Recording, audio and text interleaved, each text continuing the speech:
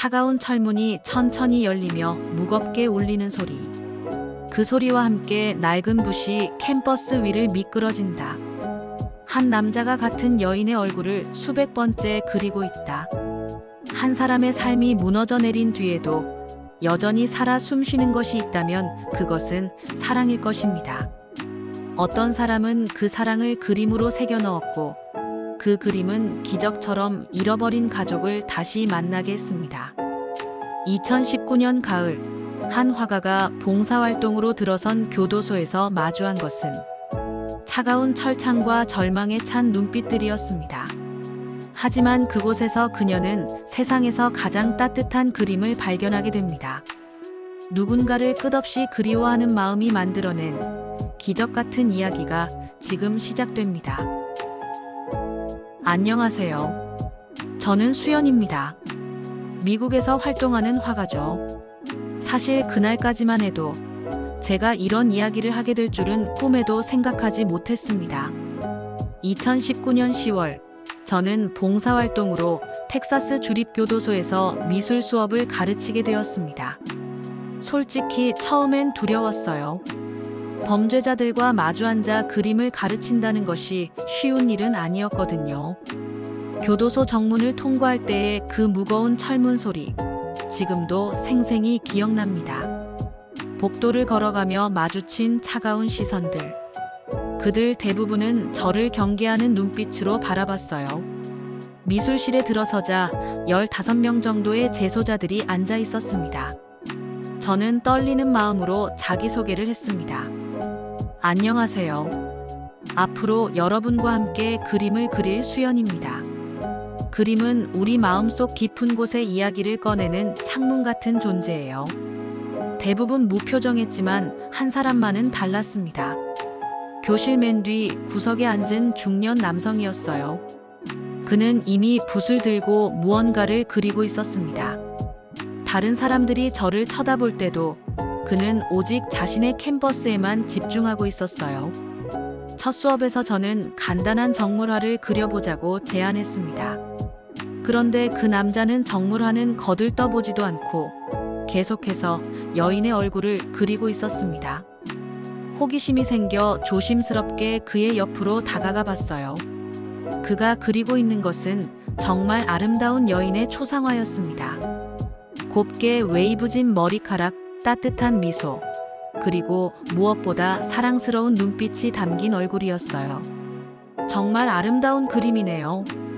제가 말을 걸자 그는 잠시 붓을 멈추고 저를 쳐다봤습니다. 그의 눈에는 깊은 슬픔과 그리움이 담겨 있었어요. 하지만 그는 아무 말도 하지 않고 다시 그림에 집중했습니다. 그 남자의 이름은 민호였습니다. 한국계 미국인으로 15년 전 강도살인 혐의로 사형을 선고받은 재소자였어요. 교도관에게 들은 이야기로는 그는 교도소에 온 이후로 거의 말을 하지 않았다고 했습니다. 오직 그림을 그릴 때만 살아있는 사람 같았다고요. 두 번째 수업 때도 세 번째 수업 때도 민호는 똑같은 여인의 얼굴을 그렸습니다. 매번 조금씩 다른 각도에서 때로는 웃는 모습을, 때로는 생각에 잠긴 모습을 그렸어요. 하지만 언제나 같은 사람이었습니다. 어느 날 저는 용기를 내어 그에게 다가갔습니다. 민호 씨, 항상 같은 분을 그리시네요. 누구신가요? 그는 잠시 붓을 멈추고 저를 바라봤습니다. 그리고 작은 목소리로 대답했어요. 제 아내입니다. 그것이 그가 저에게 한 첫 마디였습니다. 목소리가 너무 작아서 거의 들리지 않을 정도였어요. 그 후로 민호와 저 사이에는 특별한 관계가 시작되었습니다. 말로 나누는 대화는 거의 없었지만 그림을 통해서 소통했어요.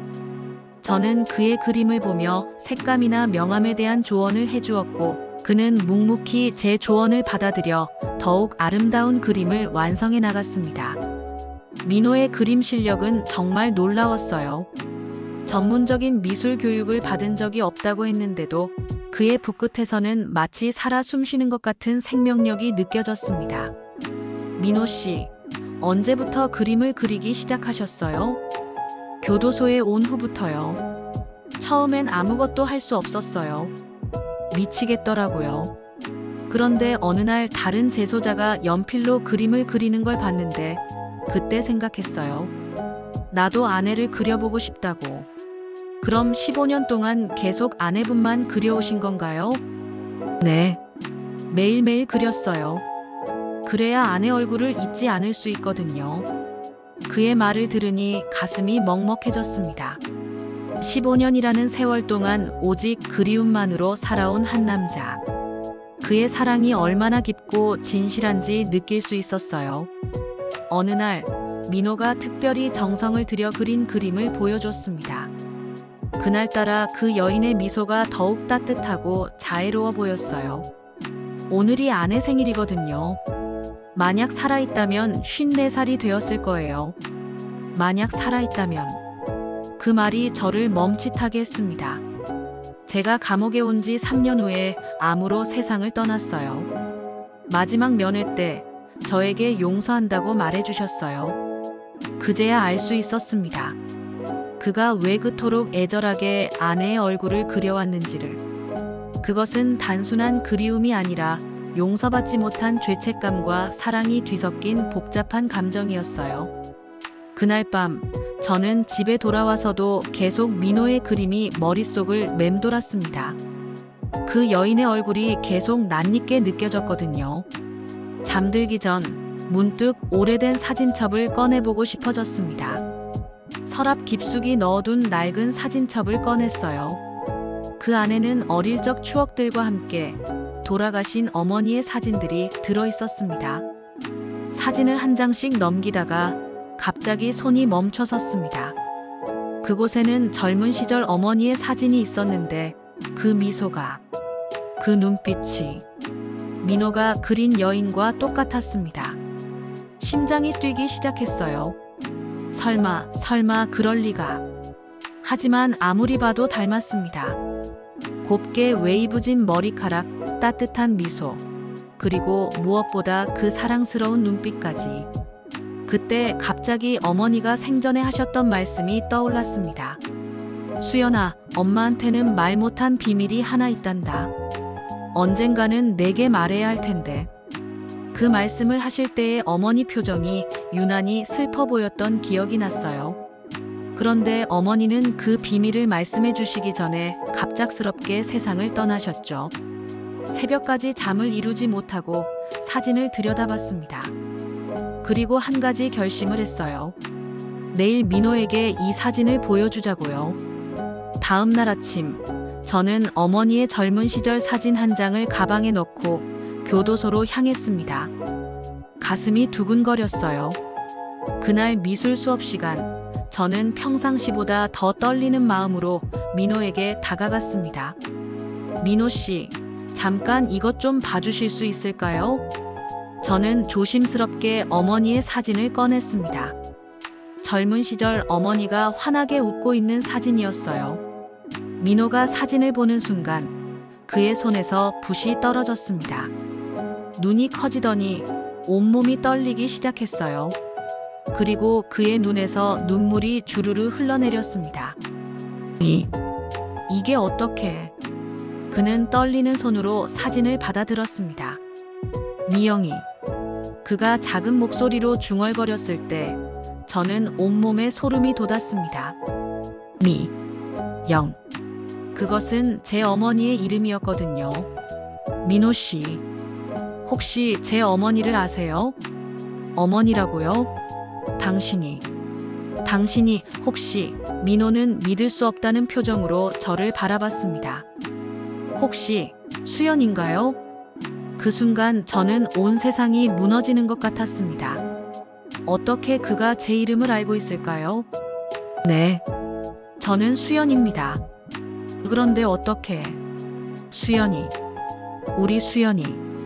민호는 더 이상 말을 잇지 못하고 흐느껴 울기 시작했습니다.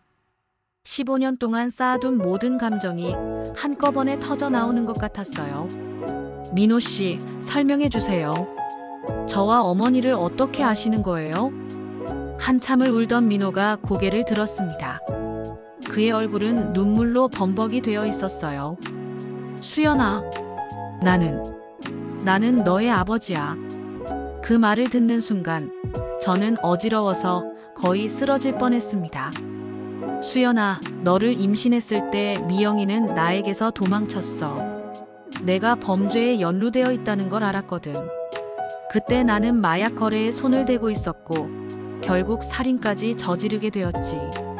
미영이는 너를 지키기 위해 홀로 도망쳤고 나는 감옥에 갇혔어. 저는 머리가 하얗게 변하는 것 같았습니다. 그럼 어머니가 평생 숨기려고 했던 비밀이 이것이었구나. 미영이는 마지막까지도 너에게 내 존재를 숨겼어. 너를 지키기 위해서. 그런데 이렇게 내가 직접 찾아와 주다니. 저는 아무 말도 할 수 없었습니다. 그저 눈물만 흘렀어요. 그동안 그토록 그리워했던 아버지가 바로 여기 제 앞에 있었다는 사실이 믿어지지 않았습니다. 그날 이후 저는 매일같이 교도소를 찾았습니다. 점점 아버지에 대해 알아갈수록 복잡한 마음이 들었습니다. 수연아, 내가 태어나기 전 이야기를 해줄까? 어느 날 아버지가 말했습니다. 엄마와 처음 만난 건 1987년이었어. 엄마는 갓 20이었고 나는 25이었지. 한국에서 막 이민 온 엄마는 정말 아름다웠어. 나는 엄마를 정말 사랑했어. 그래서 더 빨리 성공하고 싶었지. 엄마에게 좋은 집에서 살게 해주고 예쁜 옷도 사주고 싶었거든. 그런데 그 욕심이 잘못된 길로 나를 이끌었어. 마약이었어. 처음엔 단순히 운반만 하는 일이었는데 돈이 너무 쉽게 벌렸거든. 그러다 보니 점점 깊이 빠져들었지. 그러던 어느 날 거래가 잘못되었어. 상대방이 경찰에 신고했고 총격전이 벌어졌지. 나는 도망치려다가 경찰관 한 명을 쏘고 말았어. 아버지의 목소리가 떨렸습니다. 그 경찰관은 나와 비슷한 나이의 젊은 남자였어. 그에게도 아내가 있었고 갓 태어난 아이가 있었지. 그런데 내가 그의 목숨을 빼앗았어. 엄마는 내가 체포되던 날 집을 떠났어. 흔적도 남기지 않고 완전히 사라졌지. 나는 감옥에서 미쳐가며 엄마와 너를 찾으려고 했지만 아무도 행방을 알려주지 않았어. 15년 동안 매일 엄마를 그린 이유를 알겠니? 엄마만이 내가 사랑했던 유일한 사람이었거든. 너에 대한 기억은 거의 없어. 엄마 뱃속에 있을 때뿐이었으니까. 그래서 엄마 얼굴을 그리는 것이 너와 연결되는 유일한 방법이었어. 그 말을 듣고 나니 아버지가 그린 수백 장의 그림들이 다르게 보였습니다. 그것은 단순한 그리움이 아니라 잃어버린 가족에 대한 간절한 부르짖음이었어요. 수연아, 나는 다음 달에 사형이 집행돼. 아버지가 갑자기 말했을 때 저는 얼어붙었습니다. 15년 동안 재심을 신청했지만 모두 기각됐어. 이제 더 이상 미룰 수 없대. 안 돼요. 이제 겨우 찾았는데. 수연아, 나는 괜찮아. 오히려 다행이야. 죽기 전에 너를 만날 수 있어서. 하지만 한 가지 부탁이 있어. 내가 그린 엄마 그림들 중에서 아직 완성하지 못한 게 하나 있거든.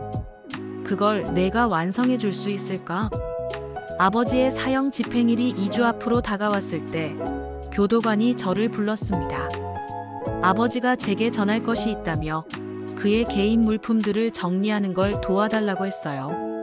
아버지의 간방 벽면은 온통 어머니의 그림으로 가득했어요. 다양한 각도에서 그린 어머니의 얼굴들이 저를 바라보고 있었습니다. 정말 많이 그리셨네요. 15년 동안 그린 거니까. 하루에 한 장씩은 그렸거든. 그때 책상 위에 놓인 캔버스 하나가 눈에 들어왔습니다. 다른 그림들과는 달리 그 그림은 반만 완성된 상태였어요. 어머니의 얼굴 윤곽과 머리카락은 정교하게 그려져 있었지만 눈과 입 부분은 비어 있었습니다. 이 그림은 왜 완성하지 않으셨어요? 그게 바로 내게 부탁하고 싶은 그림이야. 이건 내가 마지막으로 그리려고 했던 엄마의 모습이야.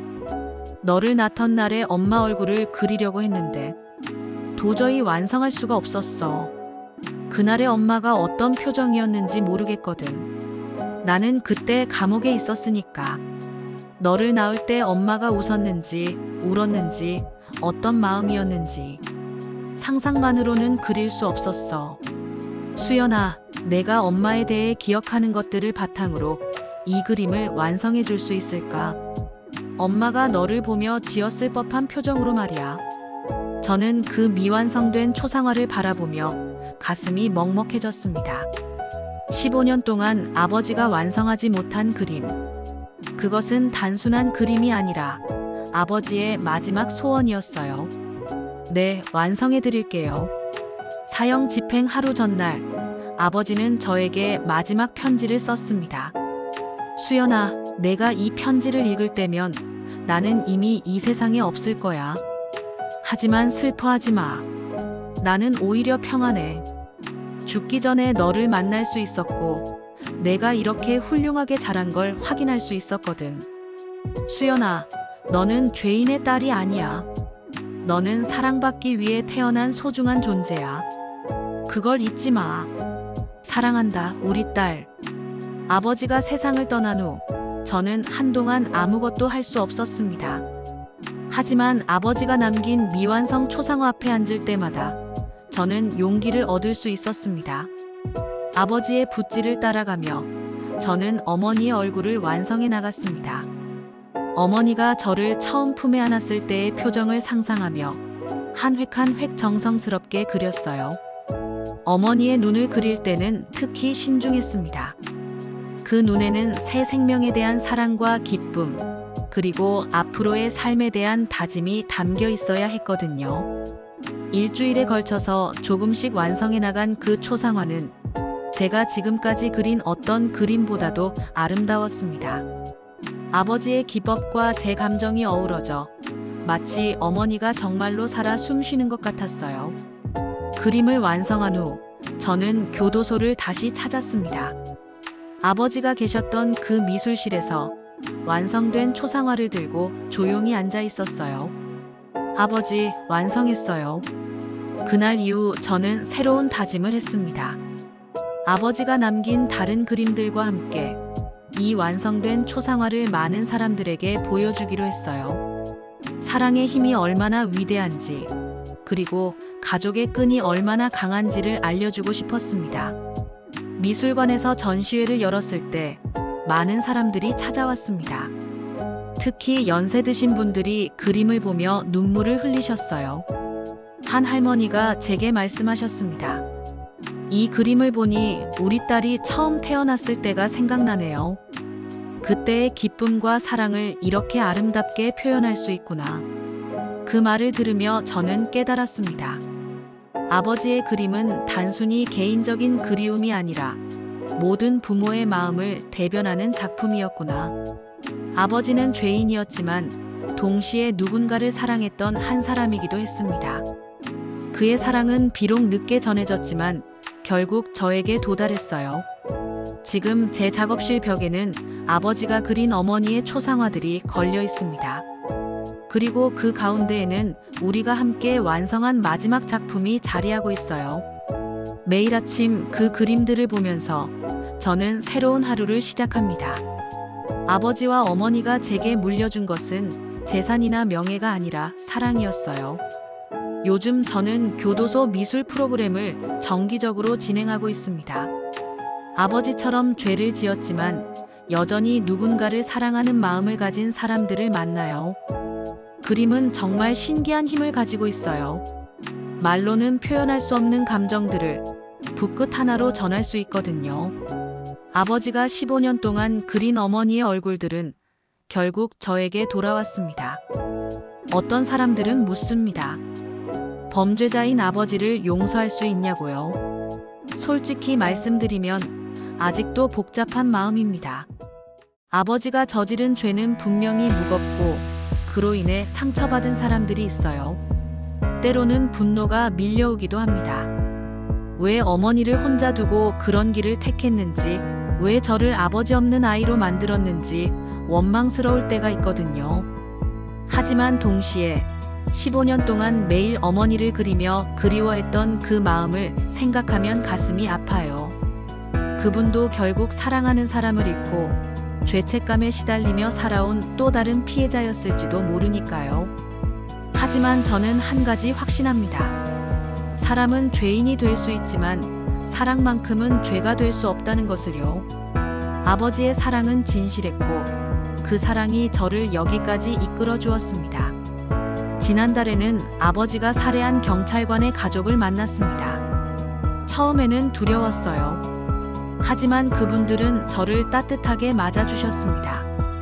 당신 아버지의 죄를 당신이 짊어질 필요는 없어요. 하지만 당신이 그 아픔을 딛고 다른 사람들에게 희망을 주고 있다는 것이 정말 대단해요. 그날 저는 정말 많이 울었습니다. 용서라는 것이 무엇인지 비로소 깨달을 수 있었거든요. 이제 저는 새로운 꿈을 꾸고 있습니다. 아버지의 이야기를 바탕으로 한 그림책을 만들고 싶어요. 죄와 용서, 사랑과 이별에 대한 이야기를요. 비록 어두운 이야기지만 그 안에는 희망의 빛이 있거든요. 살아간다는 것은 때로는 미완성으로 남는 일들의 연속입니다. 아버지처럼 끝까지 완성하지 못한 꿈들, 다하지 못한 말들, 제대로 표현하지 못한 사랑들이 있어요. 하지만 그 미완성된 것들이 반드시 슬픈 것만은 아닙니다. 때로는 다른 누군가가 그것을 이어받아 완성해 주거든요. 아버지의 그림을 제가 완성했듯이 우리의 사랑은 다음 세대로 이어집니다. 철창 너머에서 시작된 이 이야기는 이제 많은 사람들의 마음속에서 계속 그려지고 있습니다.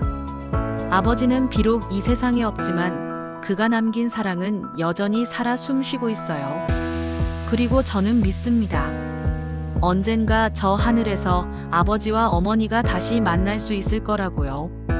그때는 더 이상 철창도 이별도 없는 곳에서 영원히 함께할 수 있을 거예요.